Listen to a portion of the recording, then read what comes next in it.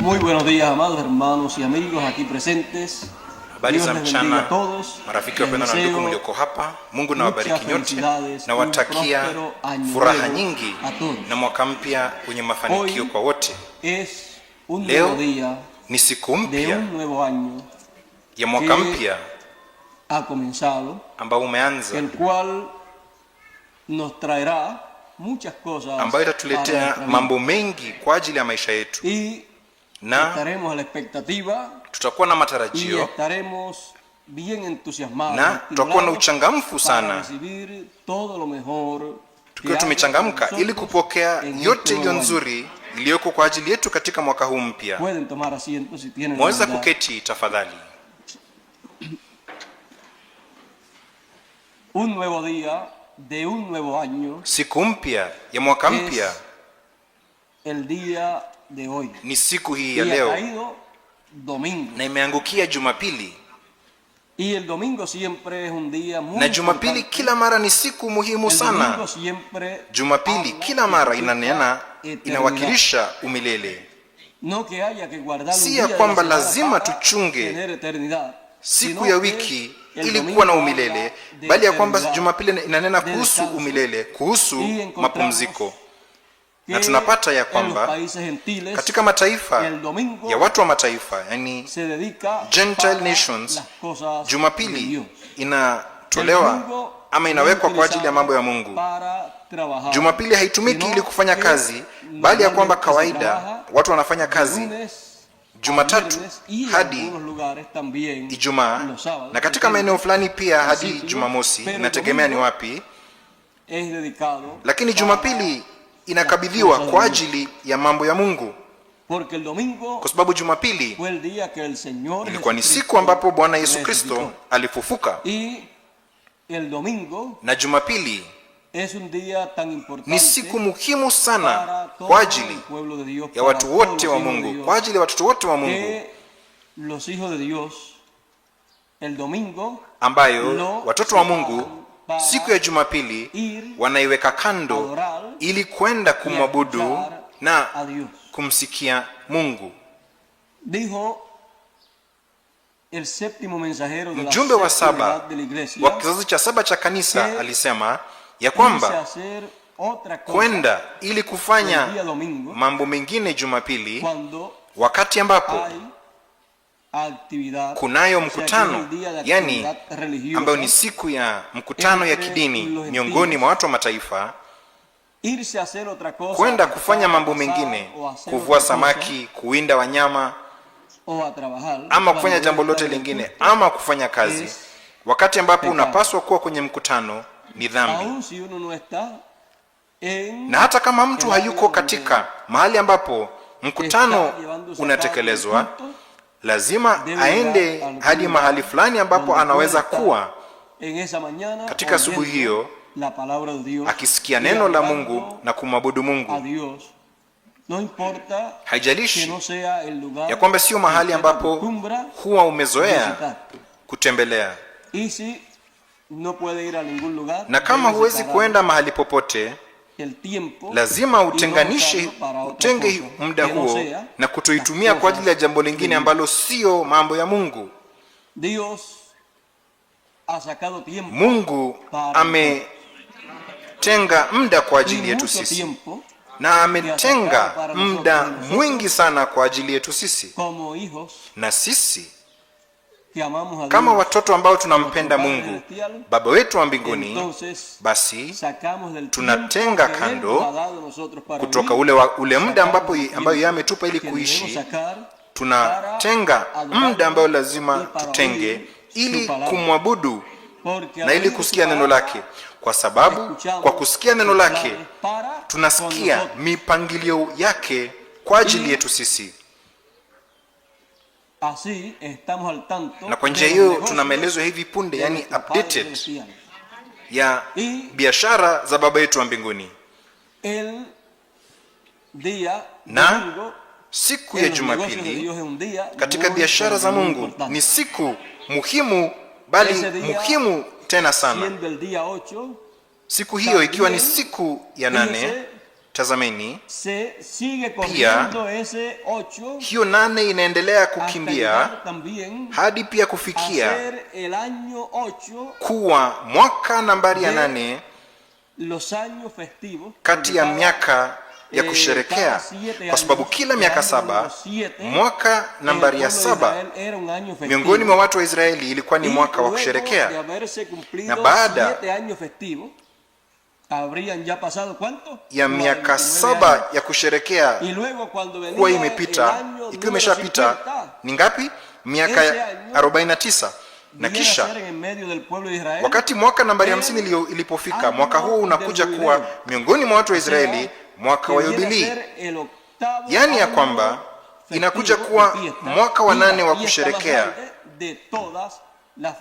wa sikukuu, na sikukuu iliyokuu zaidi ya sikukuu zote, yani the greatest feast of all, yani mwaka iliyo muhimu zaidi ya miaka yote, kwa sababu ni mwaka wa Yubilii, mwaka wa kuwekwa huru, mwaka ambapo hesabu zote zinarekebishwa. Na mtu yeyote ambaye hakuweza kurekebisha hesabu zake katika miaka kabla ya hiyo, ambaye hakuweza kulipa kuokoa ile deni aliyokuwa nayo, na ambaye hakuweza kurejesha mali yake, kama hakuwa katika mji uliozingirwa na kuta, katika mwaka nambari 50 ambayo ni mwaka wa 8 wa kusherekea, ya 8, mwaka nambari ya 8 ya kusherekea, katika mwaka huo, katika mwezi wa 7, tarehe 10 ya mwezi huo, ambayo ni siku ambapo walikuwa wanatekeleza ondoleo la dhambi ama upatanisho, yani atonement. Katika siku hiyo hiyo tu walikuwa wanapiga parapanda ya Jubilii miongoni mwa watu wa Israeli, na sauti ya parapanda ya Jubilii ama na sauti ya parapanda ya Jubilii ilipolia, kila kitu ikawa huru. Watumwa, yani slaves, wakawa huru na mali zikaachiliwa huru, na kila mmoja alikuwa na dai mali yake, uhuru wake. Watumwa zikawa huru, kama vile pia mali zilizokuwa zimewekwa kama utumwa mikononi mwa mmiliki mwingine zikawa huru pia, ili kurejea kwa mmiliki wake wa kiasili. Na haya yote, na katika haya yote, Mungu amekuwa akionyesha mpangilio wake mkuu ambayo yanayo kwa ajili ya wanawe, na yeye amekuwa akitufundisha ile njia ambayo yeye angefanya kazi kupitia kwa karne, yani the centuries, hadi kufikia kwa wakati wa mwisho, ambapo yeye kulingana na ahadi zake atatekeleza, atatenda jambo lile lile tu lililooneshwa katika siku ya 8 na katika mwaka wa 8. Haya yote yanaambatana na wakati huu wa mwisho.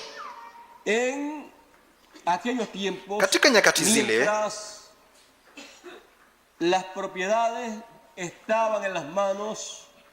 wakati ama mradi tu mali zilizokuwa mikononi mwa watu wengine, mali zile zile tu zilikuwa zinatamani kurejea kwa mmiliki wake wa kiasili.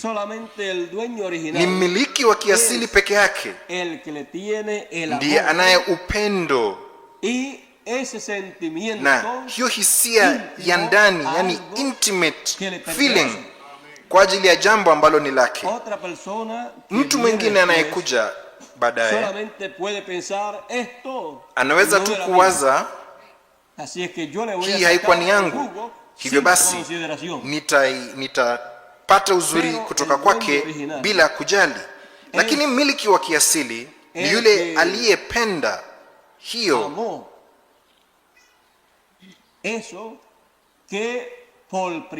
ambaye kwa mara ya kwanza ilikuwa na milki wa kihalali, yani a legitimate owner. Katika maneno wazi zaidi, kwa ajili ya mali fulani na kwa ajili ya yote ambayo inayo ama imekuwa na milki wa kiasili, kwa ajili ya hizo mali ama kwa ajili ya chochote kile, huyo milki wa kiasili ni mpenzi wake wa kwanza, yani its first love. Akiwa mpenzi wake wa kwanza, kila kitu kinatamani kurejea kwa mpenzi wake wa kwanza, na mwaliko wa Bwana ni kila mara kurejea kwa mpenzi wa kwanza. Na upendo wa Mungu ukiwa kuu sana kwa ajili ya watoto wake, mpangilio wa Mungu umebuniwa ili watoto wake wote warejee kwa upendo wao wa kwanza, warejee kwa mmiliki wao wa kiasili, kwa baba wao wa kimbinguni ambaye alitupenda na ambaye alituma suluhisho kwa ajili yetu. Baada ya gharama kulipwa na Bwana Yesu Kristo na kazi ya ukombozi kutekelezwa kwa damu ya Bwana Yesu Kristo, kilichobaki tu ni kudai mali hiyo, ya mali yote ya Bwana ambayo yeye amekomboa. Lakini ya kwamba yeye lazima adai mali hiyo ambayo ni wanawe, na kwa kuwadai wanawe hapo hapo tu, yani automatically dunia hii na maumbile yote yako chini ya wanawe, kwa sababu wanawe ni warithi wa Mungu na wanaurithi pamoja na Kristo. Yani ya kwamba kila kitu ni cha Mungu na watoto wake. Maumbile yote ni urithi ya watoto wa Mungu.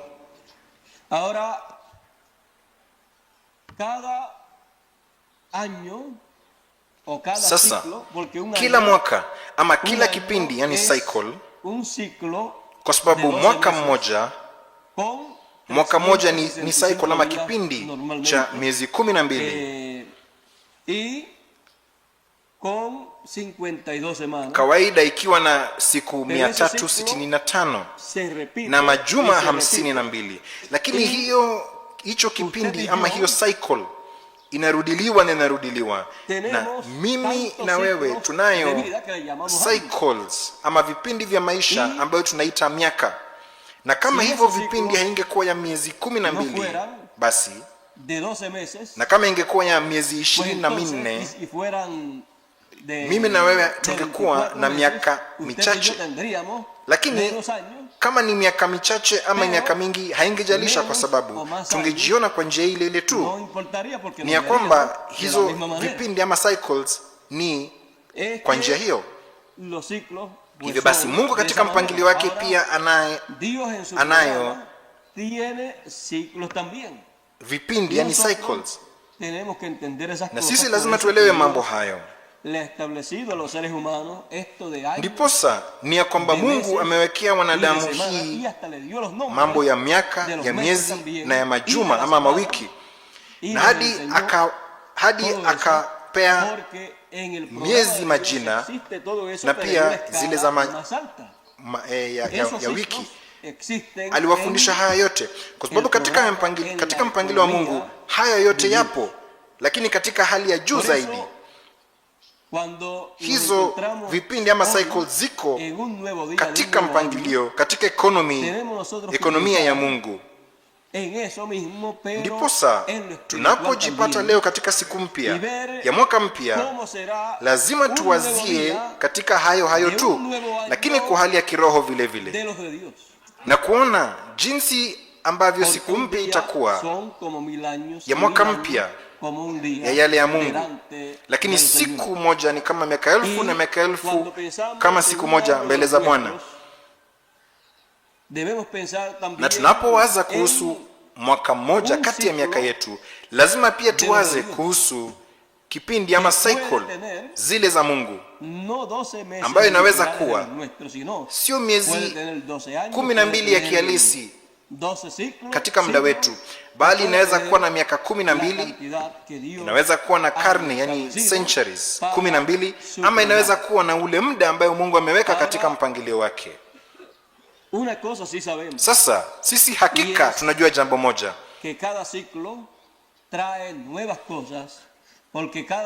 na ni ya kwamba kila kipindi ama cycle kinaleta mambo mapya, kwa sababu kila cycle mpya inaleta mambo mapya na inaleta nafasi ya kufanya mambo mapya ambayo itakuwa historia yetu katika hiyo cycle mpya ama mwaka mpya.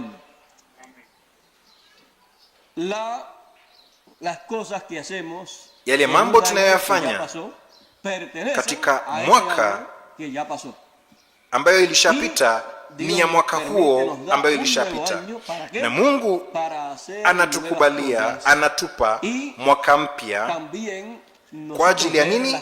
Ili kufanya mambo mapya. Na sisi pia kuona yale ambayo tulifanya katika mwaka uliopita, na kuona yale mambo mema ambayo tulifanya, na kuona ile manufaa tuliyopata, na kufanya mambo mema pia katika mwaka mpya, na kuona yale mambo ambayo yalituendea vema ama yalitutendea mema mingi katika mwaka uliopita, na kuepuka katika mwaka mpya kutenda makosa yale yale. Kwa ajili ya hiyo mwaka mpya umeanza, na tuko katika siku ya kwanza ya huo mwaka mpya. Tunayo mbele zetu mwaka mpya, tunayo mbele zetu mara nyingine tena, ama tunayo mbele yetu mwezi kati ya miezi 12 ambayo mwaka huu itakuwa nayo, na tunayo mbele yetu wiki mpya kati ya wiki 52 ambayo tutaishi katika mwaka huu mpya, na tunayo mbele yetu siku mpya inayoambatana na mwaka huo mpya. Mambo tunayoyafanya katika siku hii mpya ni ya mwaka huu mpya, na tunayo mbele yetu masaa mapya na madakika mapya ili kuishi duniani humu. Tunamshukuru Mungu ya kwamba ametuhifadhi hapa duniani tukiwa hai, ili kutupa nafasi ya kuishi na ya kumtumikia Mungu na kutenda kazi ambayo yeye anatukabidhi sisi katika mwaka huu mpya.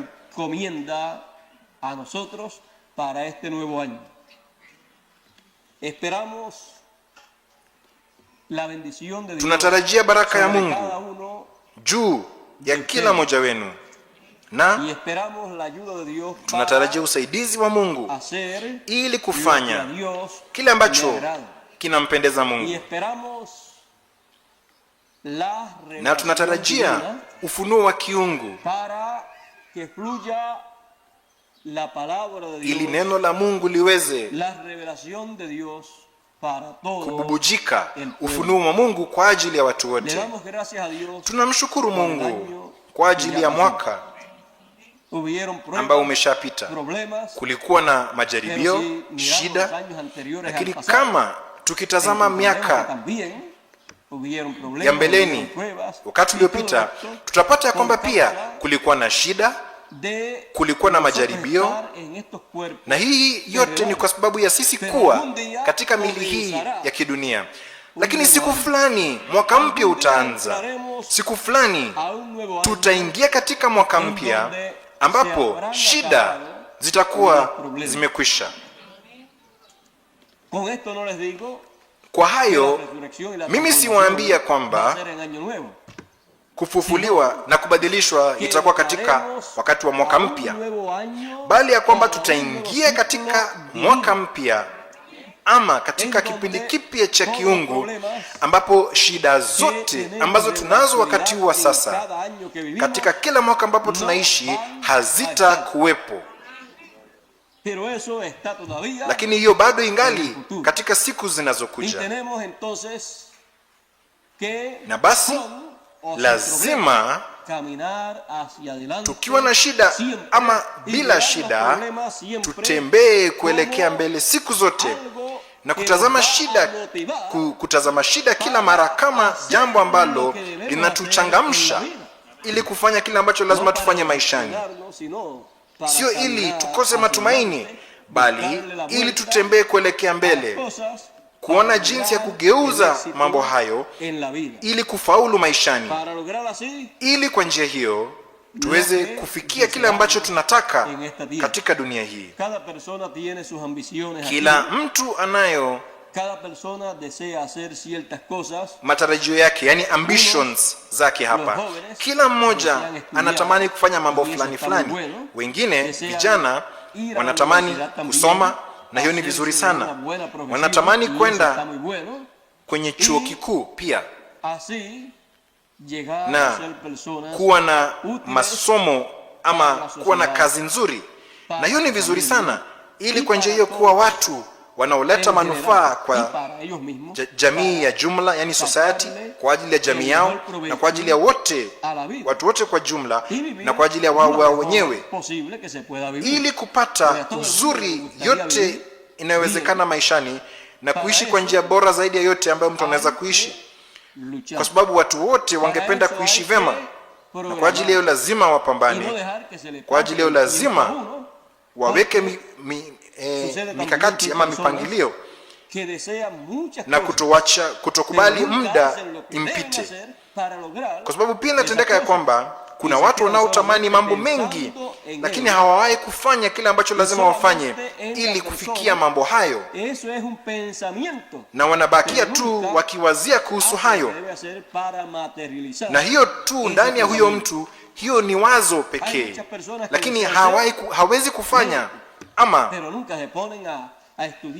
yeye hafanyi kile ambacho lazima afanye ili kudhihirisha wazo hilo.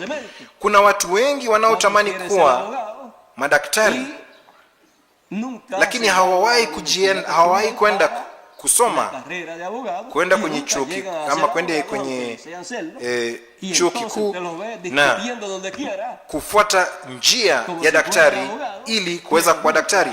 Wengine wangependa kuwa wakili na hawawahi kwenda kwenye chuo kikuu ili kujifunza ajira ya wakili, na hawawahi kufikia kuwa wakili ingawaje wanaitamani kuwa. Na basi unawaona wakibishana popote, kila mahali, kana kwamba ni wakili, lakini hawajawahi kuwa wakili, kwa sababu hawakufuata safari inayowafikisha kwa masomo, kwa kazi hiyo. Na ni hivyo katika hali zote za maisha ya mwanadamu. Maisha ya mwanadamu ni katika njia hiyo, na mtu anafikia mahali ambayo inamfikisha, anafikia mahali ambayo njia aliyochagua kutembea inamfikisha, yani ya kwamba kila mara huyo mtu atakufikia mwisho fulani kulingana na njia ambayo amechukua. Kama wewe unaelekea San Juan na uchukue ama ushike barabara inayoelekea Ponce, utafika wapi? Utafika Ponce, kwa sababu ulishika njia inayofikisha mtu hadi Ponce. Na ni hivyo katika mambo yote maishani. Hivyo basi katika siku hii mpya ya mwaka huu mpya, hebu na tutembee kwa njia ama barabara inayofaa. Na katika mambo ya Mungu, hebu na tutembee kwa njia ama katika barabara kuu, yani highway ya Mungu. Tutembee kwa hiyo njia, kwa hiyo barabara, kwa hiyo njia, ama katika njia ndogo, yani path. Katika mataifa mengine wanasema path, ambayo ni kama njia. Na tutembee kuelekea mbele kila mara, kwa sababu yule anayeweka mkono kwenye jembe na kuangalia nyuma hafai kwa ajili ya ufalme.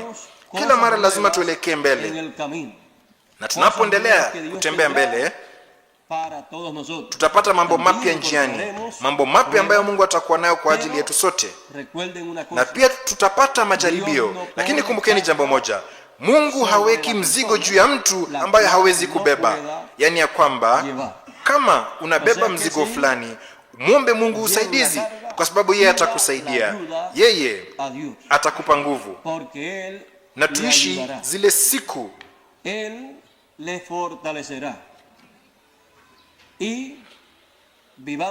na hebu na tuishi zile siku ambazo Mungu ametupa ili kuishi katika dunia hii.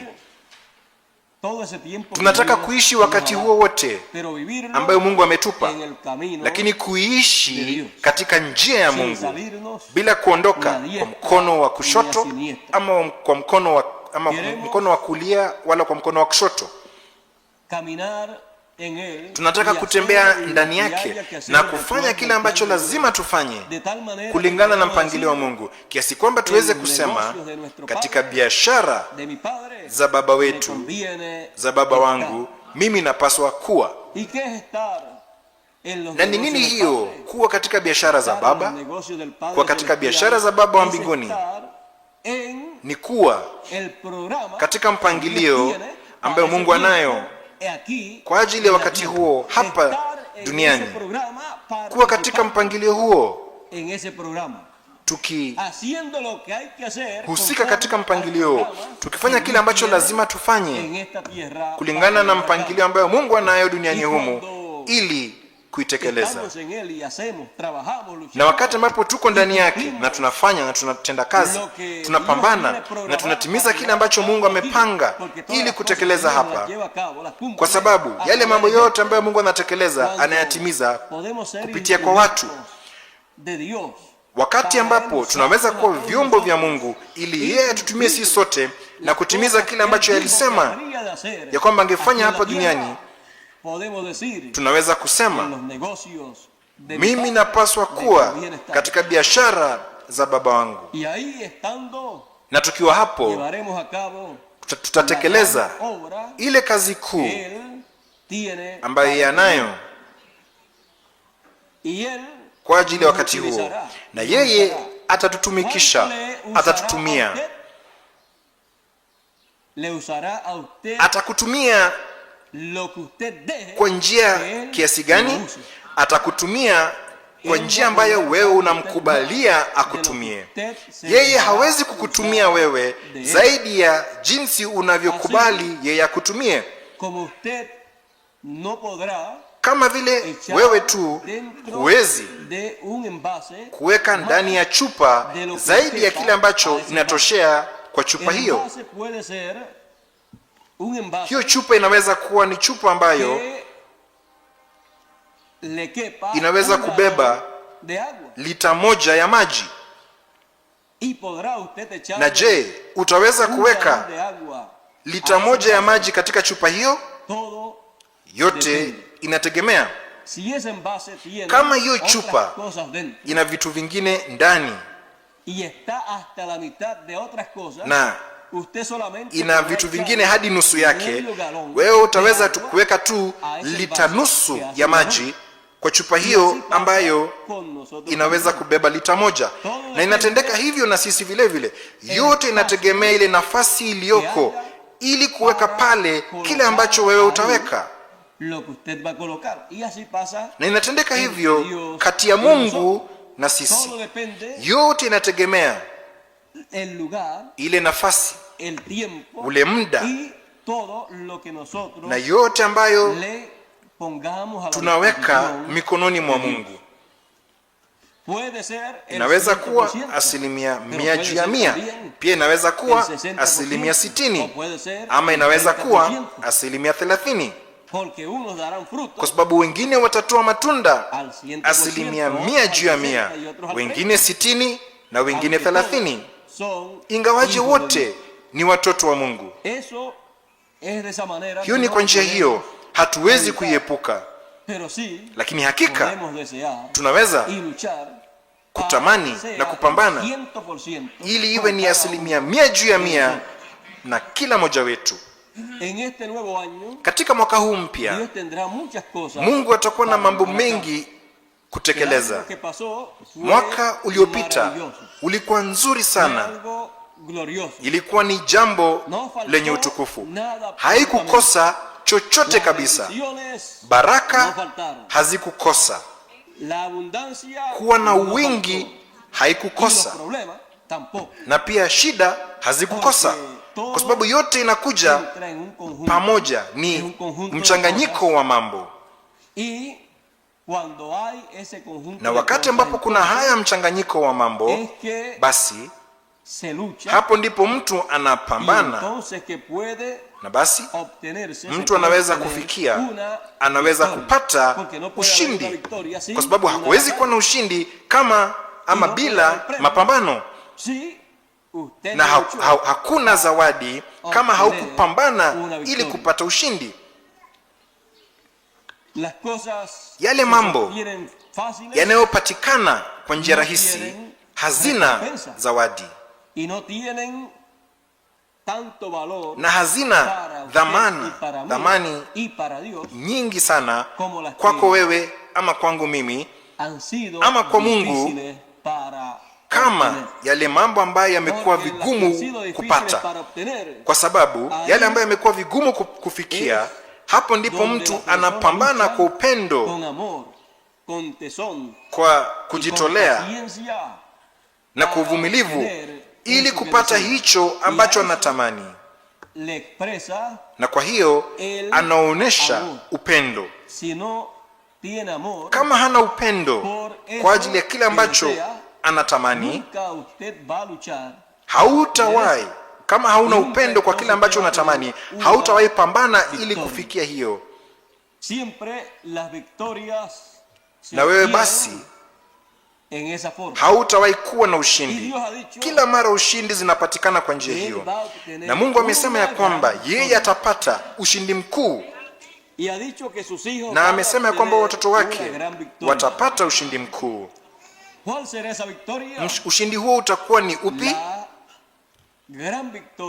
Ushindi mkuu, yani the great victory, ushindi mkuu zaidi ya yote, ambayo itakuwa ni ushindi mkuu wa upendo wa kiungu. Upendo ama ushindi mkuu katika upendo wa kiungu ndio yeye atapata, na sisi sote tutaipata. Katika ushindi huo mkuu tutapata zawadi zisizohesabika, zawadi, baraka ambayo wewe hata huwezi kuwazia, yani kuimagine ya kwamba haya yote yalikuwa kwa ajili ya watoto wa Mungu ambao wangeishi katika siku za mwisho.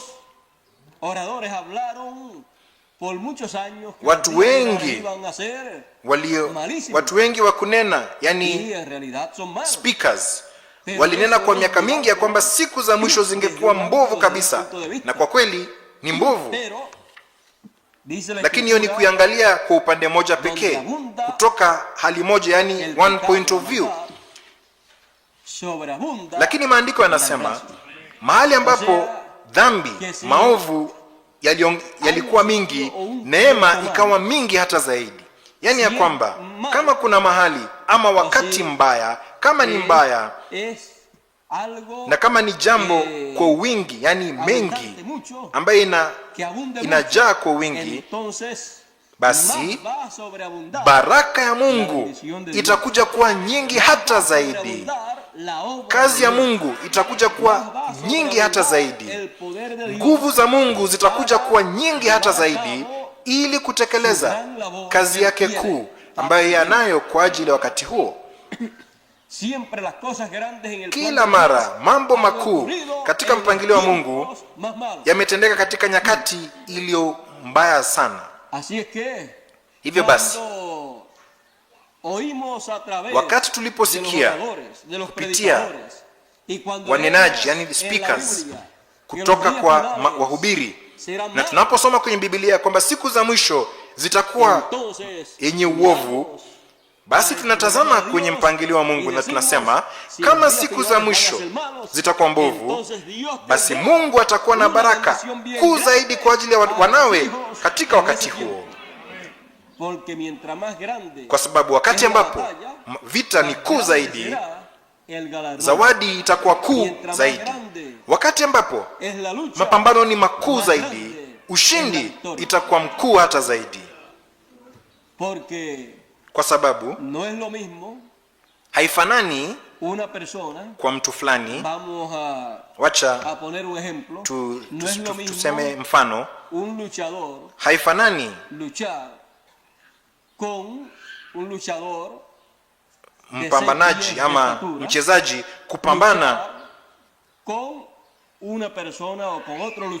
mmoja ambaye anapambana, ambaye ana urefu wa futi 6 kupambana na mtu ambaye ana futi 5 ya urefu. Hiyo ingekuwa ni rahisi kwa ajili ya huyo ambaye ana urefu wa futi 6. Kama kwa hali ya mafundisho, yani training, wako sawa. Huu ushindi sio ushindi mkuu sana kama ingekuwa ushindi ya huyo ambaye ana futi 5 na ashinde vita kwa yule ambaye ana urefu wa futi 6. Ushindi kwa yule mdogo aliyoshinda shida kubwa ni kuu zaidi kuliko yule mkubwa akipata ushindi akimshinda yule mdogo. Hivyo basi, wakati ambapo vizuizi ama obstacle ambayo lazima tushinde ikiwa kubwa zaidi, ushindi utakuwa kubwa zaidi na zawadi kutoka kwa Mungu ni kuu zaidi. Ndiposa kwa ajili ya wale wapambanaji wa wakati wa mwisho, kwa ajili ya wale ambao watakuwa na mapambano makuu zaidi, kwa sababu kama kutakuwa na ushindi mkuu sana, basi vita ni kuu sana pia. Itakuwa ni vita kuu zaidi ya nyakati zote. Na kumbukeni ya kwamba vita kuu zaidi ya yote kila mara iko kwenye akili, ni ya kiakili kindani ndani. Hizo vita ndio zile ngumu zaidi, ndio zile kuu zaidi kuliko vita vya kimwili ama vya kihalisi ambayo mtu anaweza kuwa nayo. Lakini ushindi itakuwa ni ushindi mkuu zaidi vile vile. Lazima tuwe watu wanaotazama hali ilivyo, yani to be realistic, na kuelewa ya kwamba vita tutakavyokuwa nayo katika wakati wa mwisho, tutakuwa nayo kwa sehemu kubwa itakuwa katika hali ya kiroho, na itakuwa ni vita vya kiroho. Akili zetu basi lazima ziwe zimelainishwa kulingana na neno la Mungu, kuzijua ahadi za Mungu, kujua unabii zinazoambatana na wakati wetu, na kujua tumesimama wapi, kwa sababu vile vita kuvamiwa na adui zitakuja kwa akili zetu katika njia mbalimbali ambayo yeye atazileta. Na kwa ajili ya hiyo lazima tuwe tayari, kwa sababu wengine wanasema katika vita iliyotangazwa kimbele watu hawakufi.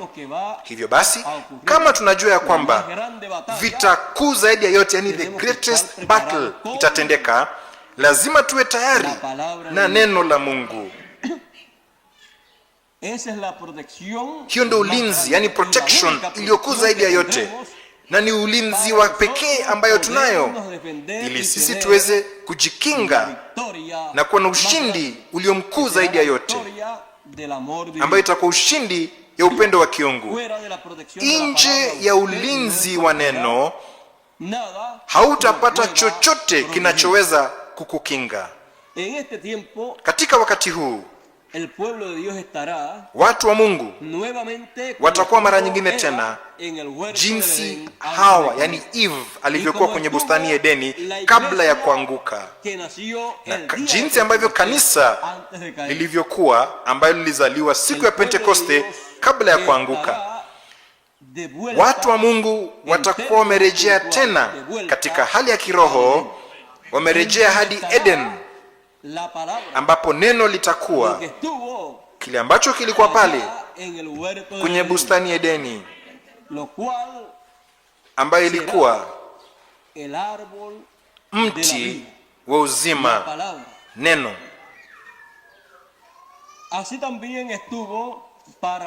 Ilikuwa hivyo pia kwa ajili ya kanisa lilipoanza.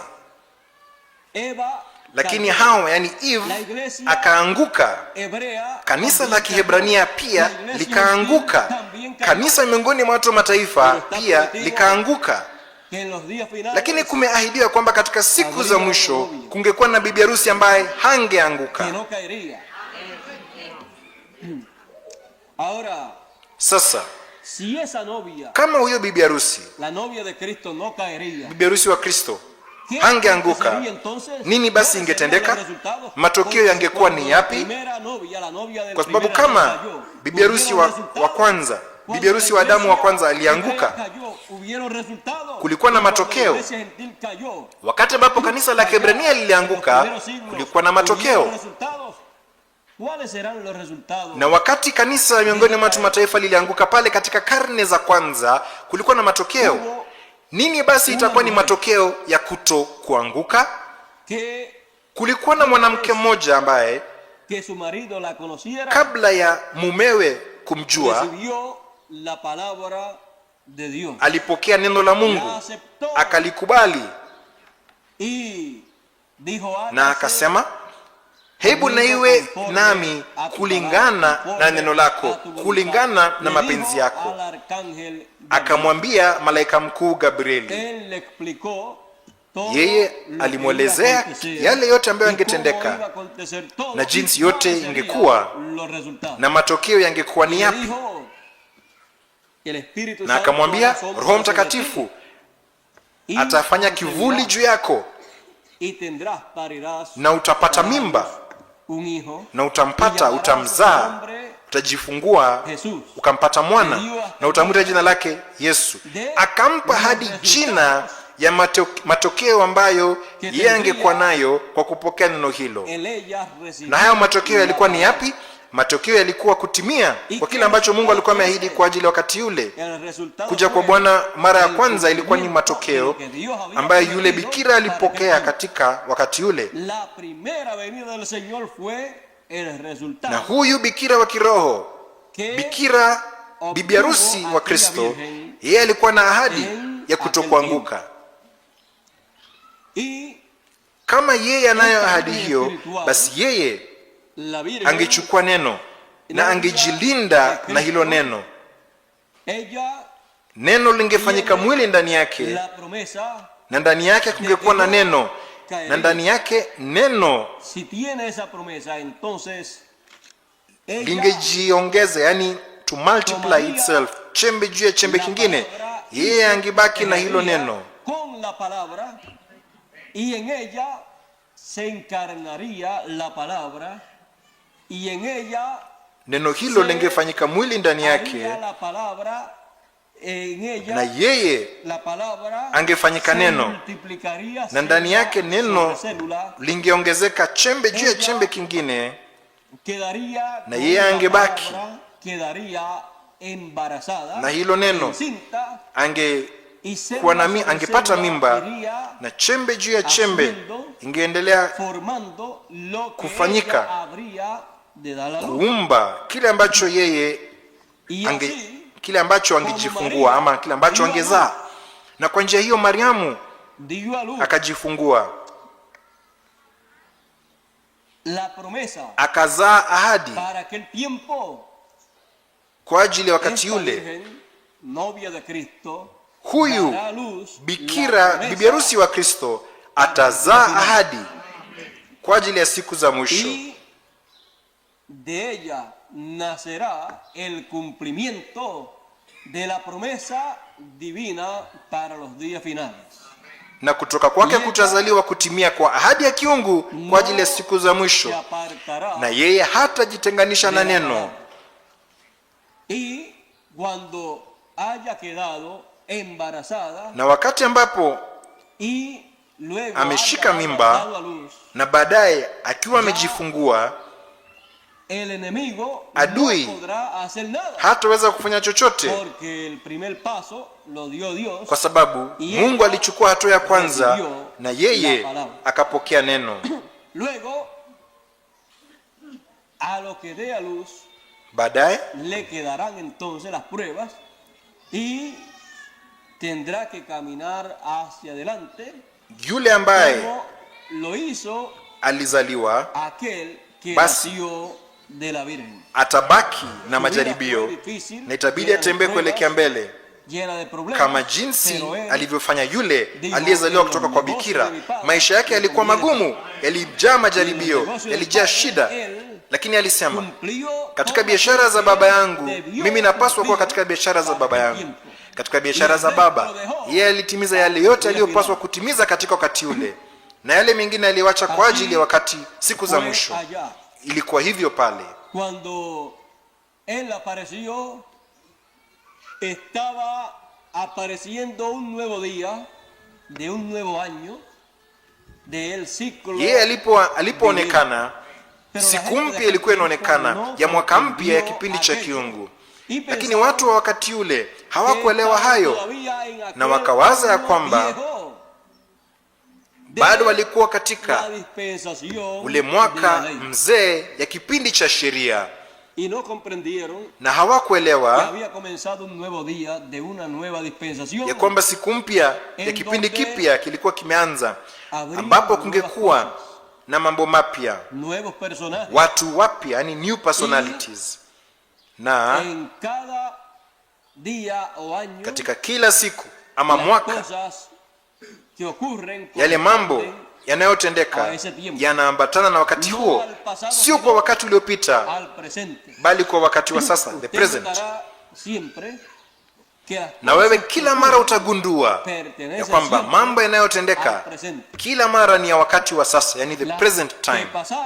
Yale ambayo yalishapita yalishatendeka na yakabaki hivyo. Ukirejea kufanya katika kipindi kipya yale mambo ambayo ulifanya na hayakuwa nzuri sana, na hayakukuendea vizuri sana, basi unayo nafasi ya kurekebisha yale mambo yaliyosababisha ya kwamba kile ambacho ulifanya katika ile kipindi kingine isikuendee vizuri sana katika ule wakati mwingine, na unayo nafasi ya kurekebisha kile ambacho kilikuletea hizo shida, kile ambacho kilitenda ya kwamba mambo yasikuendee vizuri sana. Siku mpya na miaka mpya zinatupa hiyo nafasi, na zinatupa nafasi ya kuishi maisha ambayo Mungu ametupa, na zinatupa nafasi ya kuishi katika ile njia ambayo tunataka kuishi.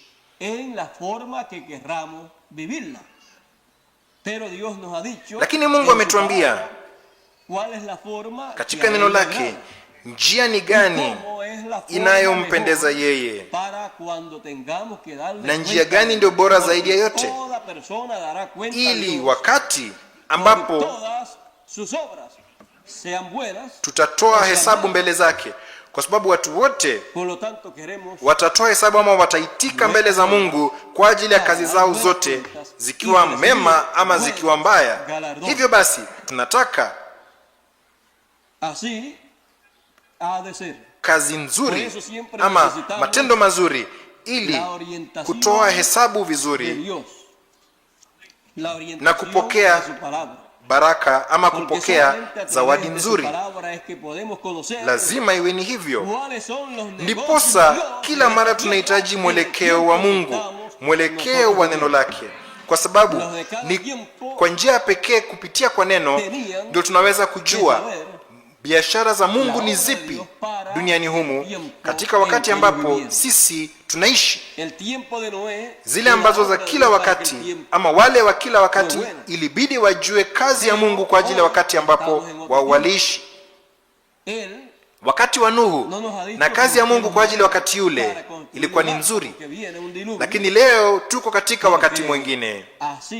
Yeye hajatuambia ya kwamba tutafute mbao ili tujenge safina, kwa sababu mafuriko ama gharika inakuja, kwa sababu haitakuwa ni hivyo, kwani hiyo ilikuwa ni kazi ya wakati mwingine.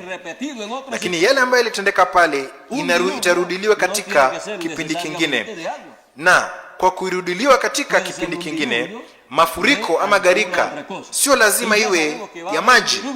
Inaweza kuwa ni mafuriko ama gharika ya jambo lingine, na tunajua ya kwamba kutakuwa na gharika ya nini? Ya maji.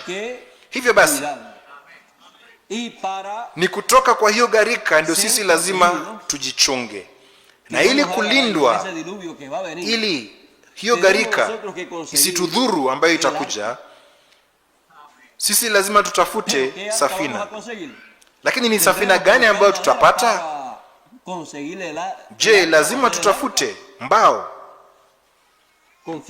ili kutafuta safina ama kujenga safina? Kulingana na ahadi ya Mungu, kwenye hekalu kutakuwa na safina.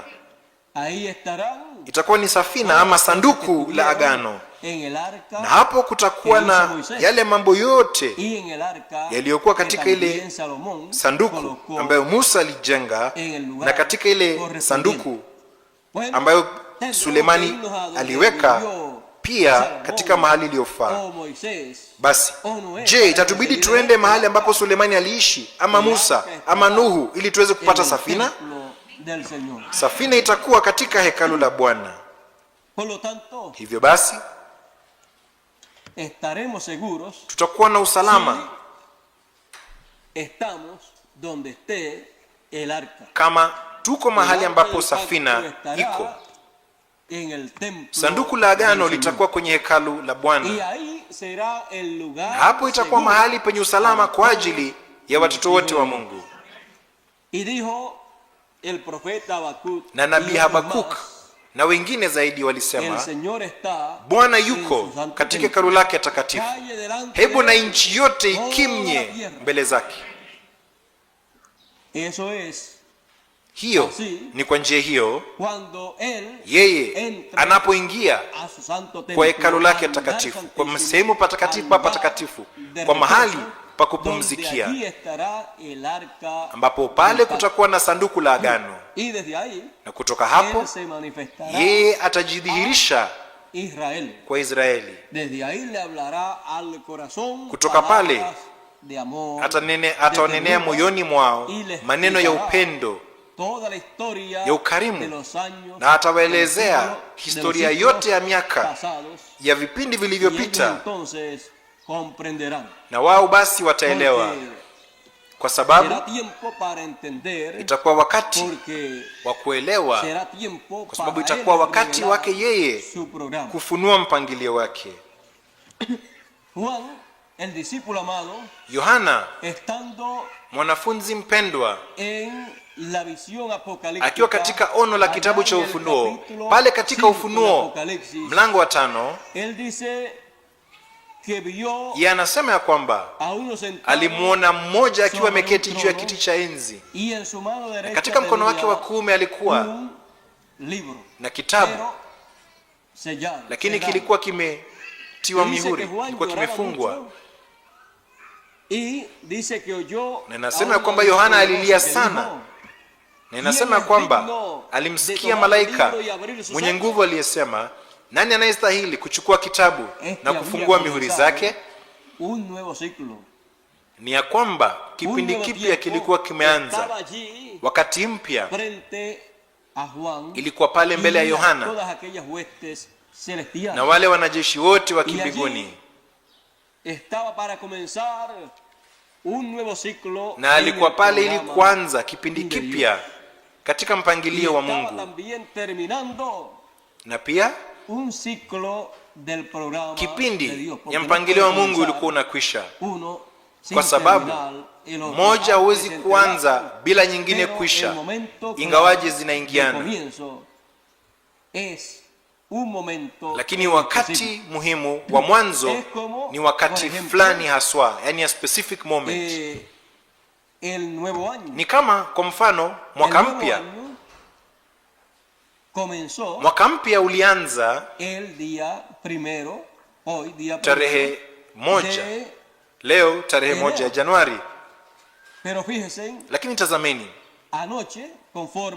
usiku wa jana, kulingana na desturi za watu wa mataifa, sio desturi za Kiebrania, kwa sababu Waebrania wanaanza siku zao na wanazikamilisha jioni, lakini watu wa mataifa wanazianza na kuzikamilisha, ama wanazimaliza na kuzianza saa 6 za usiku.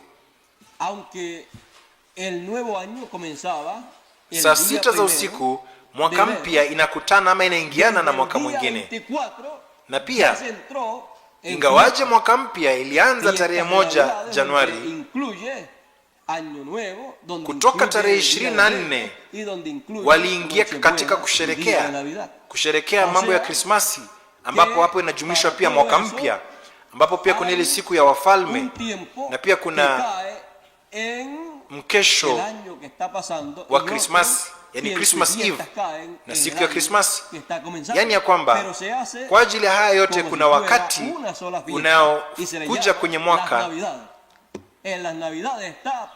ambayo inatendeka, na wakati mwingine na sikukuu zinaangukia mwaka unaokuja, lakini wanaifanya kana kwamba ilikuwa ni sikukuu moja, yani one feast, na wanaita wakati wa Krismasi. Katika nyakati za Krismasi kuna sehemu ya mwaka uliopita na sehemu ya mwaka unaoanza. Sasa pale mbinguni tuweza kuona katika Ufunuo mlango wa 5 pale kipindi ama cycle ya kiungu moja kilikuwa kinakwisha ili cycle nyingine iweze kuanza ya kiungu.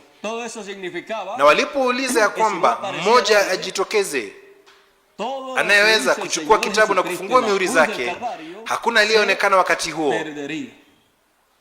Yohana alikuwa analia sana, kwa sababu Yohana alielewa yale yote, kile ambacho haya yote yalimaanisha. Haya yote yalikuwa yanamaanisha ya kwamba kama hakuna yule ambaye angetokea, yale yote ambayo Bwana Yesu Kristo alifanya kwenye msalaba wa Kalvari ingepotea, kwa sababu wakati ulikuwa umefika ili kudai urithi wote wa Mungu, na ilibidi iwe ya nani? Ya yule mkombozi, ili kukomboa, ili kudai kile ambacho yeye alinunua kwa damu yake. Yeye alilipa gharama, lakini hakuwa amefanya ile kudai. Ni kama wewe kununua gari katika mahali wanapouza gari, ulipe gharama pale na usiwahi kuiendea. Nini inatendeka? Hauna chochote, ingawaje ulilipa gharama na kila kitu, lakini hujadai hiyo gari. Na wakati unaweza kupita na wewe, wakati ambapo baadaye, baada ya miaka 5 unaenda kutafuta hilo gari, haitakuwa pale tena, ama itakuwa nzee na inaonekana vibaya sana ya kwamba sio gari mpya tena, ingawaje ulilipia kana kwamba ilikuwa ni mpya.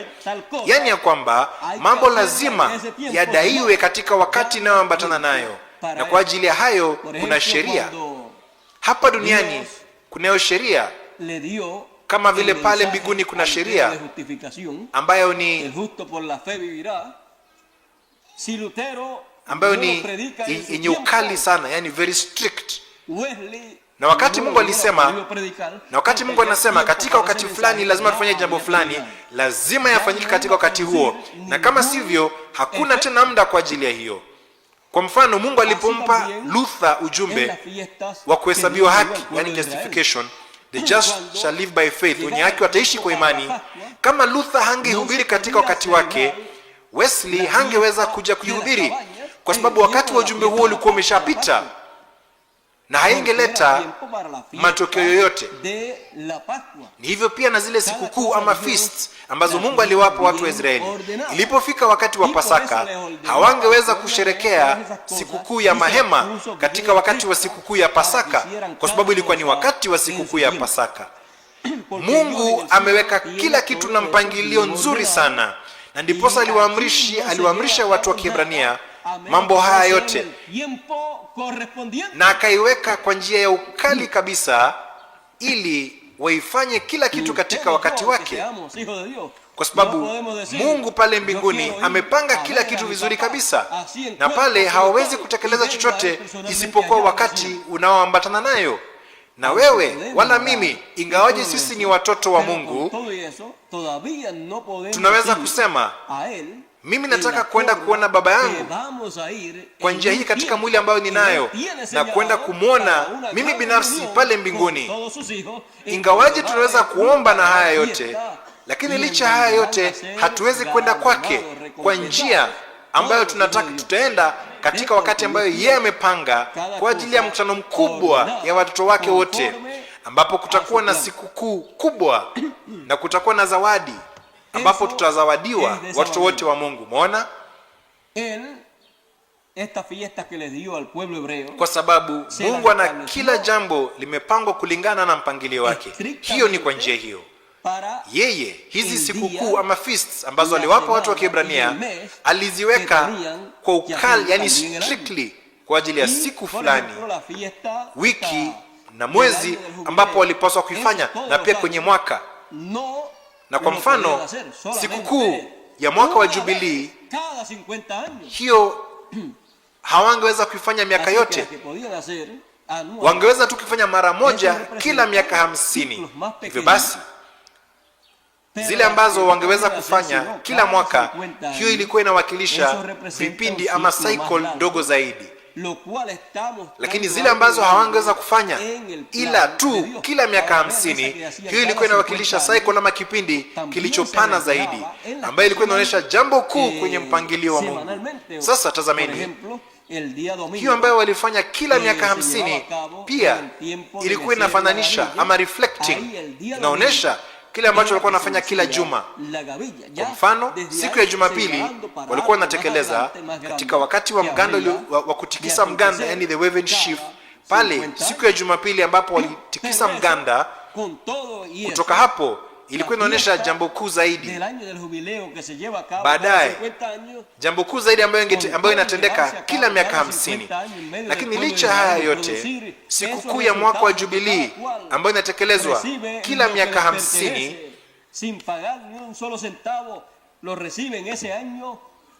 hiyo inapotekelezwa kila miaka 50 miongoni mwa watu wa Israeli, na kuleta hayo matokeo ambayo kila mmoja anapokea kile ambacho ni chake bila hata kulipia senti moja, waliipokea mwaka huo kwa kuidai. Licha ya haya yote, hiyo bado ni kivuli tu, ni mfano na kivuli ya kile ambacho Mungu amepanga kutekeleza katika mpango wake ili kutekeleza. Hiyo inanena kuhusu siku ya ukombozi, inanena kuhusu wakati huo wa Jubilii mbinguni.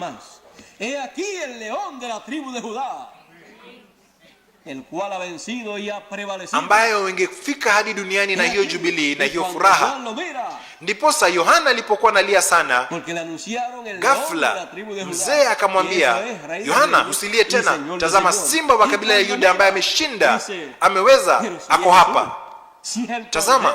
Na Yohana anapomtazama, kwa sababu walimtangazia simba wa kabila la Yuda,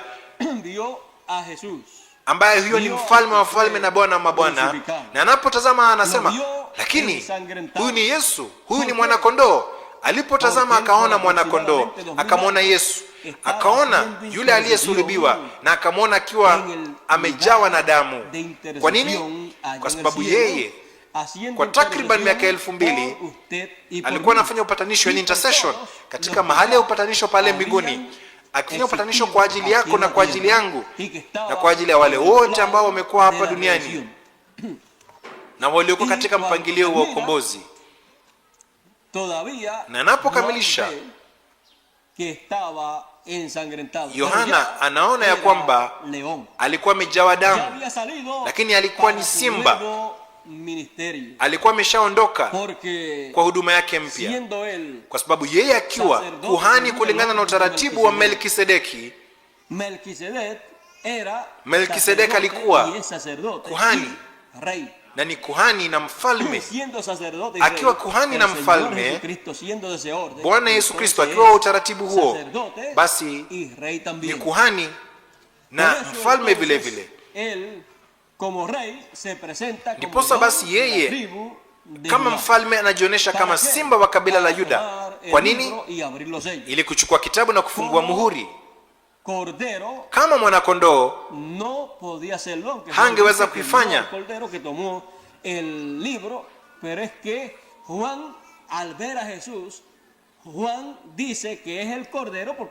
Ingawaje Yohana anasema kwamba alimuona mwana kondoo akichukua kitabu, kwa sababu ni ya kwamba Yohana anapomwona Yesu, Yohana anasema ya kwamba ni mwana kondoo, kwa sababu Yesu ni mwana kondoo wa Mungu. Lakini yuko katika huduma yake ya simba wa kabila la Yuda. Yule mzee alimtangaza hivyo, ni ya kwamba wakati amechukua kitabu, siku mpya imeanza, siku mpya ya furaha, siku mpya ya uchangamfu, siku mpya ya kipindi kipya cha kiungu, yani a new divine cycle, ambayo inajulikana kama kipindi cha Jubilee kwa ajili ya mbinguni na kwa ajili ya dunia. Ni kipindi cha Jubilee, ni kipindi cha kuwekwa huru, ni kipindi ambapo mali zote, urithi wote itarejea kwa mmiliki wake wa kiasili, na sisi tukiwa urithi wa Bwana tutarejea kwa mahali petu pa kiasili. Lini? Katika mwaka wa Jubilee. Katika mwaka wa Jubilee. Katika mwaka gani? Ama katika sikukuu ama feast gani? Katika ile ya 8. Katika mwaka wa sikukuu ya 8 ambayo itakuwa kizazi cha 8, ambapo kutakuwa na sikukuu ile kubwa ya kiroho. Hapo ndipo pia mwaka wa Jubilee itatimia, na itakuwa hapo pia ndio siku ya upatanisho kutatimia. Sio ili kumuua mwanakondoo ama mtu fulani, kwa sababu yeye takriban miaka 2000 iliyopita alikufa. Yule mwanakondoo aliyepaswa kufa na kumwaga damu yake tayari alishaifanya. Itakuwa ni siku ya upatanisho, wakati wa upatanisho kwa ajili ya watu wa Kiebrania kulia, kuomboleza kwa yale waliofanya na kutambua yote yaliyotendeka, kwa sababu wataelezwa. Na pia pale ni siku ambapo parapanda ya mwaka wa Jubilee italia.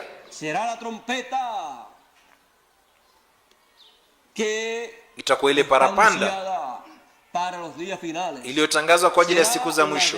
Itakuwa ni parapanda kuu, itakuwa ni parapanda ya mwisho, itakuwa ni parapanda ambayo Paulo alisema ya kwamba italia. Na baada ya sauti ya parapanda hiyo, ya ujumbe wa parapanda hiyo, baada ya hayo basi kutatendeka kufufuliwa kwa waliokufa katika Kristo na kubadilishwa kwa wale ambao wako hai. Itakuwa hivyo kulingana na mpangilio wa Mungu. Urithi ya watoto wa Mungu itarejea mikononi mwao. Dunia hii Mungu alimpa mwanawe wa kwanza aliyedhihirishwa hapa duniani kama urithi wake, ambaye alikuwa ni Adamu. Yeye akaipoteza. Sisi basi tutaipokea ikirejea kwetu sisi.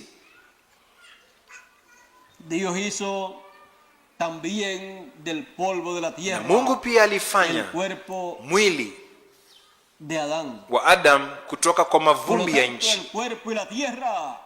Hivyo basi mwili na nchi hii ni urithi, ni mali ya mwanadamu. Mwanadamu, watoto wa Mungu, watapokea mara nyingine tena dunia kama urithi, mwili wa milele ambayo wanayo haki kwayo. Hizo ni haki za watoto wa Mungu. Hizo haki zitadaiwa na Bwana,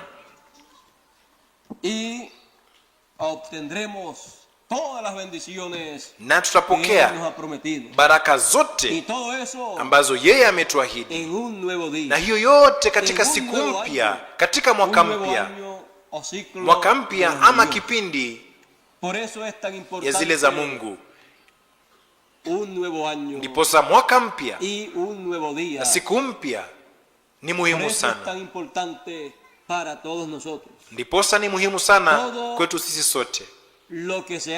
Yale yote yanayotendeka katika mwaka huu mpya itaambatana na mwaka huo. na yale yote yanayofanyika katika kipindi kipya cha kiungu, katika siku hiyo mpya na mwaka huo mpya wa kiungu, siku na miaka zile zake na kipindi ya ile yake, hicho kipindi kipya ama mwaka itakuwa ni zile za Mungu, na wale watu wanaoishi katika kipindi hicho watakuwa wa hicho kipindi vile vile, wa kipindi yani dispensation hicho, wa hiyo siku mpya ya hicho kipindi kipya. Watakuwa watoto wa siku mpya, wa mwaka mpya na wa kipindi ama dispensation mpya, siku mpya. Siku mpya ndio kile ambacho watu wote wanatamani. Na mwaka mpya kwa ajili ya nini? Ili kupokea mambo mapya, kwa sababu kila mara katika mwaka mpya kunayo mambo mapya, kwa sababu mambo ya zamani yalipita na mambo yote yamefanywa kuwa mapya. Tunayo mwaka mpya na siku mpya na masaa mapya ili kufanya mambo mapya. Hebu na tutumie vizuri wakati, tukifanya vizuri mambo hayo mapya, ili kwa njia hiyo tuwe na baraka ya Mungu, usaidizi wa Mungu, na tuweze kusema mimi niko katika biashara za Baba wangu wa mbinguni, nikifanya ile kazi inayoambatana nami katika wakati huu, nikifanya kile ambacho kinampendeza yeye ya kwamba nifanye. Lini? Katika siku mpya na katika mwaka mpya. Mara nyingine tena nawaambia furaha nyingi na mafanikio mengi katika mwaka huu mpya ambao umeanza. Tutakuwa tukifanya kazi katika biashara za Baba wetu wa mbinguni, tukiwa tumeunganika katika upendo wa kiungu. Na tusipokamilisha ile kazi ambayo yeye ametukabidhi, kama hatujaikamilisha, kama hatujaimaliza, hatukimaliza mwaka uliopita, tutapambana, tutakazana, tutajaribu kuimaliza katika mwaka huu, na tusipoikamilisha tutaimaliza katika ule mwingine. Mojawapo kati ya hii miaka itakuwa ni mwaka wa mwisho wa kupambana na wakazi, na baadaye tutaingia kwenye umilele na mili ambapo tutaishi. Na kama katika wakati huo ya mwili mpya itaambatana nasi kuishi katika mili hii, itakuwa ni jambo rahisi sana kufumba na kufumbua macho, na tutakuwa katika mwili mkamilifu ambayo haitakuwa na ugonjwa wala huzuni. Machozi yatapanguzwa, haitakuwa na shida ya aina yoyote. Maumbile yote, yani the entire nature itaitii, na wewe utakuwa na nguvu ile ile, mamlaka yale ambayo Adamu alikuwa nayo na ambayo Bwana Yesu Kristo alikuwa nayo. Wewe utasema, utanena na mambo yatatendeka. Wewe utakuwa mfalme, kwa sababu sisi ni wafalme na makuhani. Wewe, sote tutakuwa wafalme na makuhani, na kama wafalme na makuhani tutakuwa na haki kwa mambo ya kiroho na pia kwa mambo ya kihalisi, na tutakuwa na haki ya kufanya kazi katika mambo ya kiroho na pia katika mambo ya kimwili, katika siasa ya ufalme wa Mungu. Basi katika wakati fulani tutanena kuhusu siasa ya ufalme wa Mungu. Tunayo mifano pale katika wakati wa Daudi na wakati wa Sulemani, jinsi ambavyo mambo haya yalikuwa yanafanya kazi. Hivyo basi Mungu atazifanya ili zitende kazi katika ufalme wake, lakini katika njia yenye ukamilifu. Hivyo basi hapatakuwa na shida, hakutakuwa na mambo hayo ya uchaguzi wala mambo yoyote kati ya hayo. Kila mara wakati ambapo kuna uchaguzi katika mataifa mbalimbali, ni kwa ajili ya jambo moja tu, na ni kwa sababu hawajui nani ndiye bora zaidi ya wote. Lakini kwa vile Mungu anajua ni yupi na nani atakuwa bora zaidi ya wote, basi kwa kura ile ya Mungu hiyo itatosha. Hivyo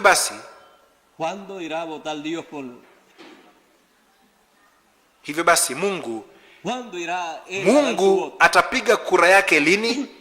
Ni lini ambapo Mungu ataweka kura yake? Musisumbuke wala musijaribu kuleta anayeania mtu wa kuania hiyo kura yeyote, kwa sababu yeye alishaifanya kutoka kabla kuweka kwa misingi ya dunia. Na unabii wa Biblia inasema ya kwamba wakati utafika ambapo watu wa Israeli watamtafuta Daudi mfalme wao. Lakini je, itakuwa ni Daudi yule wa kihalisi? Itakuwa ni mwana wa Daudi. Lakini je, itakuwa ni Sulemani mwana wa Daudi yule watakayemtafuta? Itakuwa ni mwana wa Daudi, lakini mwana wa Daudi kulingana na uzao wa Mungu, yani descendancy of God. Tunaposema mwana wa Daudi, lazima tukumbuke ya kwamba Bwana Yesu Kristo, mojawapo ya ofisi ama titles ambayo anayo ni mwana wa Daudi. Na tunaponena kuhusu mwana wa Adamu, mojawapo ya title ambazo Bwana anayo ni mwana wa Adamu. Na tunaponena kuhusu mwana wa Ibrahimu, mojawapo ya title ama ofisi ambayo Bwana anayo pia ni mwana wa Ibrahimu. Kama mwana wa Ibrahimu, yeye ni mrithi,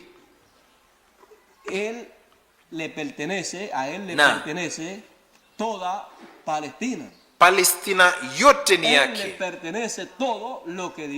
na yale yote ambayo Mungu aliahidi na akampa Ibrahimu ni yake. Yeye ndiye mwana wa Ibrahimu, mwana aliyeahidiwa, yule Isaka aliyeahidiwa, lakini haitwi Isaka. Na kama mwana wa Daudi, yeye ni mrithi wa kiti cha enzi cha Daudi, kwa sababu Mungu alimwambia Daudi ya kwamba kiti chake hakitakuwa tupu, hakitakosa mtu, bali ya kwamba kila mara kutakuwa na mmoja atakayeketi kwenye kiti chake cha enzi. Kilikuwa bila mtu, lakini kutakuwa na mmoja atakayekikalia, na lazima awe wa ile laini ya Daudi. Ndiposa mwana wa Daudi ni mojawapo ya zile ofisi ama titles za Bwana Yesu. Ndiposa ilibidi pia azaliwe pale Bethlehemu ya Uyahudi, ili kwa njia hiyo atimize masharti haya yote yaliyoko katika neno la Mungu. Na yeye pia ni mwana wa Adamu. Kama mwana wa Adamu, yeye ndiye mrithi wa dunia mzima. Kama mwana wa Daudi, yeye ni mrithi wa kiti cha enzi. Kama mwana wa Ibrahimu, ni mrithi wa Palestina yote, nchi yote ya Israeli. Na kama mwana wa Mungu, yeye ndiye mrithi wa mbingu na wa nchi. Kwa hiyo ofisi ama title, yeye ni miliki wa kila kitu. Lakini baadaye anakuja akielezea, yani defining pembe ama angles mbalimbali, ambayo kwa hiyo yeye atakuwa anatenda kazi. Hivyo basi hizo ofisi ama titles zote ni kwa ajili ya kutumika na Bwana, lakini hizo ofisi zote zitatumika na Bwana kama simba wa kabila la Yuda, kama mfalme wa falme na Bwana wa mabwana. Yeye alisema wakati mmoja ya kwamba angeweza kuomba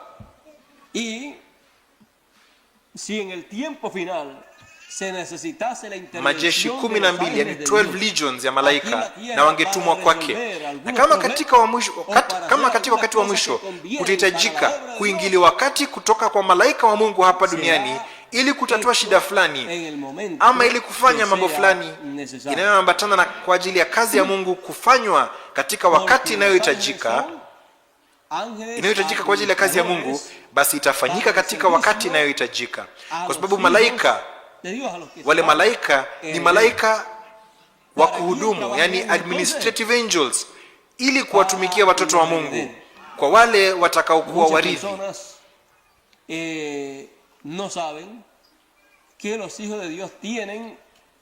Hivyo basi wao wanafanya kazi kwa ajili ya nani? Kwa ajili ya wale wanaourithi.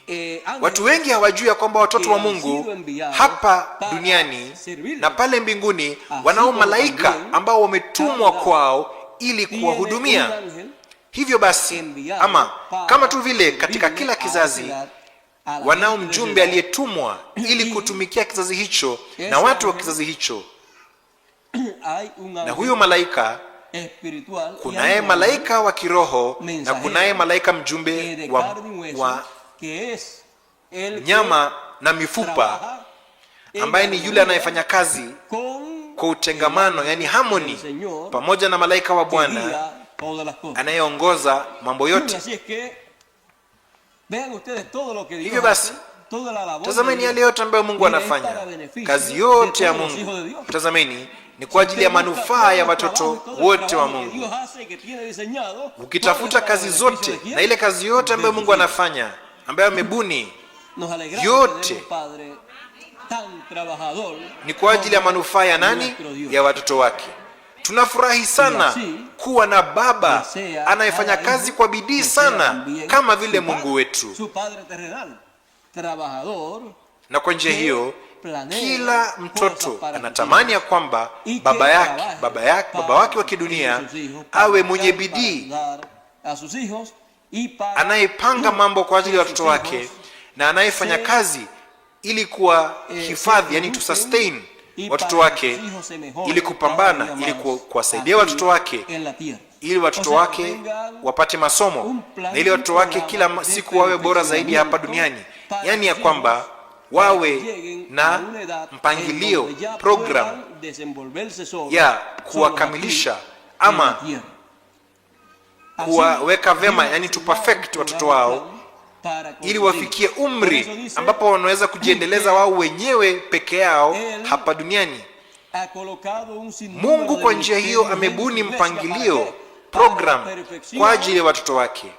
Ndiposa anasema ya kwamba yeye ameweka huduma zisizohesabika kanisani mwake. Kwa ajili ya nini? Kwa ajili ya kuwakamilisha watakatifu.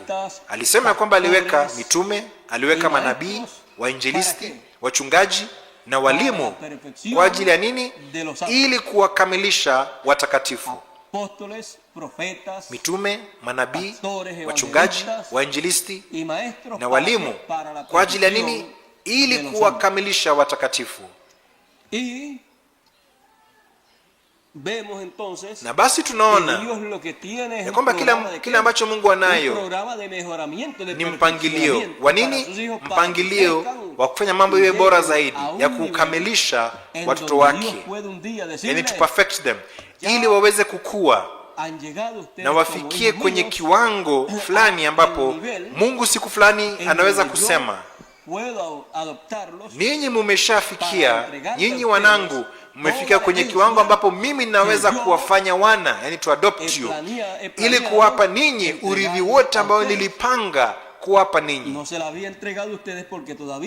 Hamuko mmepewa kwa sababu nyinyi bado hamuko mmefikia umri wa ukomavu ambayo mlikuwa mnahitaji ili kuwapa hiyo mali. Ni kama wakati ambapo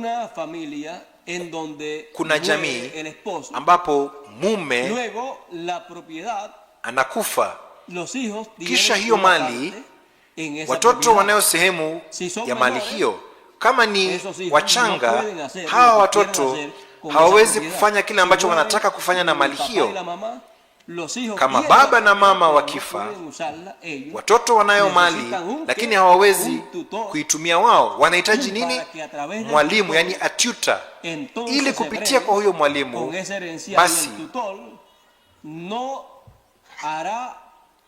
waweze kuwa na uhusiano na hiyo na huo urithi. Na yule mwalimu ama tutor hatafanya jambo litakalo wadhuru hawa watoto. Basi kama mwalimu ama tutor tunaye Roho Mtakatifu ambaye kwa miaka 2000 takriban amekuwa akishughulika na mali ya watoto wa Mungu, lakini sio kuwapa hiyo mali ya watoto wa Mungu kwa watoto wote wa Mungu, bali badala ya hiyo yeye amekuwa akisimamia mali hiyo, administering, kwa sababu watoto wa Mungu hawajafikia kwa takriban miaka 2000 hivi, hawajafikia umri wa ukomavu ambapo wanaweza kupokea urithi huo. Na umri ama kizazi ni kipi? Umri ama kizazi cha mtu mkamilifu, kizazi ama kipimo cha Kristo Yesu. Kunayo kizazi fulani, kunayo kimo fulani, yani a stature, na kunayo wakati uliopangwa na Mungu, na haya yatakapofika, hiyo kwetu sisi itakuwa ni mwaka mpya, na siku mpya itaanza kwa ajili ya watoto wote wa Mungu.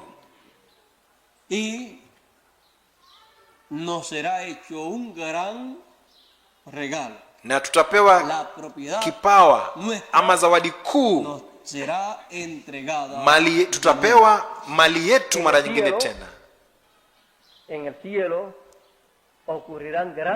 Na pale mbinguni mambo makuu yatatokea, jubilii kuu sana, na hapa pia duniani. Na hiyo yote katika siku mpya na katika mwaka mpya ama katika kipindi kipya cha kiungu, siku mpya. Basi leo tumenena kwa njia ya taratibu kabisa mara nyingine tena, na tumekuwa tukiongelea kidogo kidogo kuhusu siku mpya ambayo tunaanza leo, siku mpya ambayo tumeanza, ambayo inaambatana na mwaka mpya, na ninaamini ya kwamba sote tuko tayari na tunafahamu ya kile ambacho mwaka huu itakuwa, ambayo imeanza, na tunajua kwamba itakuwa ni mwaka mmoja zaidi ambayo Mungu anatupa ili kufanya kazi katika kazi yake, ili kumuonesha upendo wetu kwake yeye, na ili kuweka hazina mbinguni, na ili kupambana na kushinda na kuwa na ushindi mkuu zaidi ya yote ambayo imewahi kupatikana, ambao ni ushindi wa upendo wa kiungu. Lini? Katika siku hii mpya,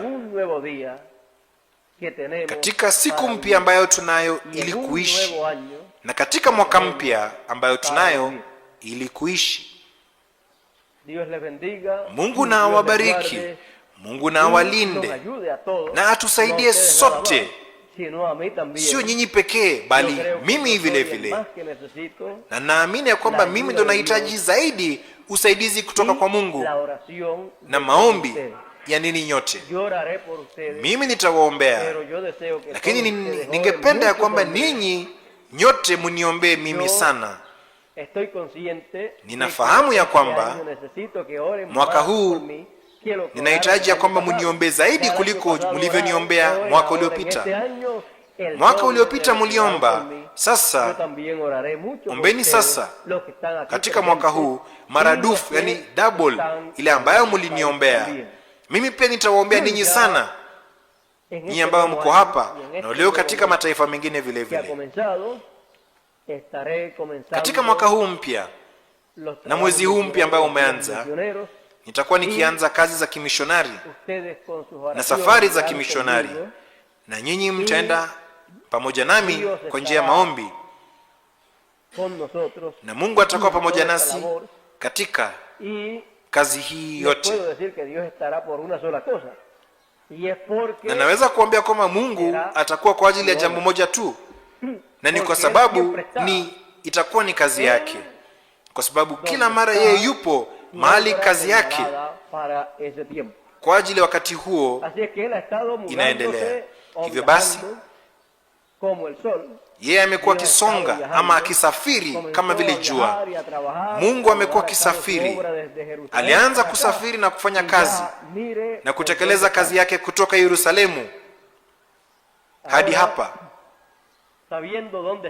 Na basi tazameni tuko wapi sasa. Tukijua mahali ambapo tuko, ninawaza ya kwamba hakuna yeyote ambaye angependa kuishi katika sehemu nyingine, bali kila mara mngependa kuishi katika mahali ambapo Mungu anatekeleza kazi yake, kwa ajili ya ile sababu tu ya kwamba kazi ya Mungu kila mara inatekelezwa miongoni mwa watoto wake, na mahali ambapo watoto wake wako, hapo ndipo kazi ya Mungu itakuwa, na mahali ambapo kazi ya Mungu iko, hapo ndipo Mungu atawatuma watoto wake, wateule wake, ili kuishi katika wakati huo. Basi wale wengine watakuwa na nafasi, na wengine hapa, wengine pale wataingia, na kama wao sio wa kundi lililochaguliwa ya wateule, wataweza kuwa vile vikundi vingine vilioko katika mpangilio wa Mungu, ambao watapokea uzima wa milele. Lakini kundi la wateule ya waliochaguliwa kimbele, hawa kila mara watakuwa wengi miongoni mwao, labda sio 100% juu ya 100, lakini karibu 100% juu ya 100, watakuwa mahali ambapo yeye anatekeleza kazi yake. Basi mimi nafurahi kuwa ninaishi Puerto Rico, ya kuwa nilizaliwa Puerto Rico, na ya kuwa yule mmoja wa Amerika Latina, na kuwa ninafanya kazi pamoja na Latin America wote na kutekeleza kazi ya Mungu, nikihubiri neno la Mungu, mpangilio wa Mungu kwa ajili ya wakati wetu. Mimi sina jambo lingine ili kunena kama sio kunenea mambo ya Mungu kwa ajili wakati huu. Sina jambo lingine ili kuhubiri. Nitaweza kufanya mambo mengine, kufanya kazi, kufanya biashara na hayo, lakini kwa hali ya kuhubiri mimi sina ujumbe wowote mwingine. Mimi sina ujumbe mwingine. Ili kutafuta ujumbe mwingine, ingenibidi niende hadi kwa bara lingine, taifa lingine ambalo sio taifa la Amerika Latina, na ingenibidi niende hadi kwa wakati mwingine na kwa kipindi kingine. Lakini hii ni vizuri sana kiasi kwamba haina dhamana kutamani kubadilisha kwa ajili ya wakati mwingine. Hivyo basi tutabaki katika wakati wetu kwa uchangamfu, kwa furaha na kwa kushangilia. Tutakunywa divai ya wakati huu, divai mpya, yani the new wine ya wakati huu, na pia tukipokea mafuta, kwa sababu yeye alisema msidhuru divai na mafuta. Haya yote yatakuwa wapi? Ndani ya watoto wa Mungu. Uchangamfu, yani the stimulation, itakuwa ndani yao, na pia roho ya Mungu itakuwepo. Haya yote itakuwa ndani yao na pamoja na wao na miongoni mwao. Haya yote yatakuwepo, na hatuna sababu yoyote ya kuwa na huzuni, bali kuwa na furaha na uchangamfu katika mwaka huu mpya. Baraka ni kuu zaidi kuliko zile shida. Hivyo basi furaha basi ni kuu zaidi kuliko huzuni ambayo tunaweza kuwa nayo katika nyakati fulani. Hivyo basi hebu na tuzamishe huzuni na furaha. Kukosa uchangamfu tuizime na uchangamfu, enthusiasm, na tukiwa na fikra nzuri, yani a positive mind, tuzime yale yote mabaya yanayoweza kufika akilini mwako. Kila mara waza kwa njia nzuri, yani positively, na kila mara useme mambo yote yafanya kazi kwa ajili ya wema, kwa ajili ya wateule, kwa waliochaguliwa kimbele. Kila mara utafute mazuri hata katika zile shida. Usikubali ya kwamba mambo ama shida zikufanye ukufe moyo, na kwa ajili ya shida fulani upoteze baraka kuu za Mungu.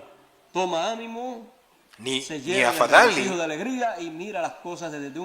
ujichangamshe, ujijaze na furaha na uchangamfu, na utazame mambo kutoka hali nzuri, yani a positive point of view. Kwa ajili ya nini? Ili usipoteze baraka kuu za Mungu. Kwa sababu ni nzuri kufurahia baraka za Mungu, ni nzuri kuwa na furaha ya wokovu, yani the joy of salvation. Kwa sababu mtu kujua ya kwamba yeye ni mtoto wa Mungu, kujua ya kwamba Mungu anaye mpangilio, kuielewa, na wewe hauna furaha, hauna mchangamfu, hiyo kwa kweli ni jambo linaloleta huzuni nyingi sana.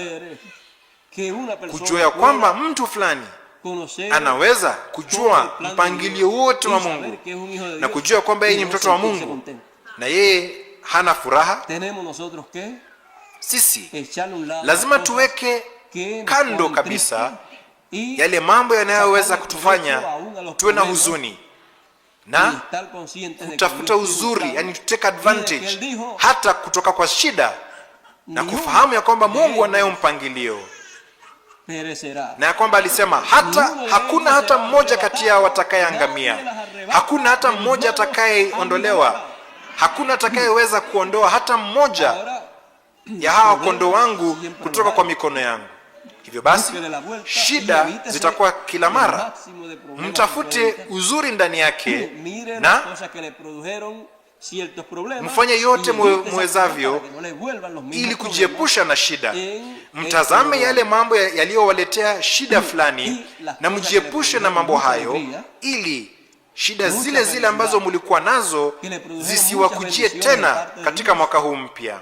Na yale mambo yaliyowaletea furaha nyingi, uchangamfu mwingi, yaliyowaletea baraka nyingi kutoka kwa Mungu, hizo msiziwache, bali mzifanye maradufu, yani double, ili muwe na baraka maradufu.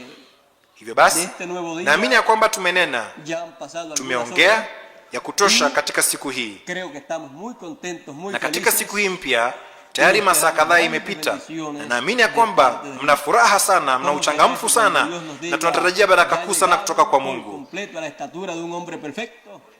kama jinsi itakavyokuwa wakati ambapo Mungu atakapotuambia mmeshafikia kwa ukamilifu, kwa kimo cha mtu mkamilifu. Na hiyo inajumlisha, yani the stage of a perfect man, na hiyo inajumlisha wandugu na wadada, mmeshafikia kwa kimo hicho. Hivyo basi hapa ndipo kuna mali. Shika huu mwili mpya, shika mamlaka yote,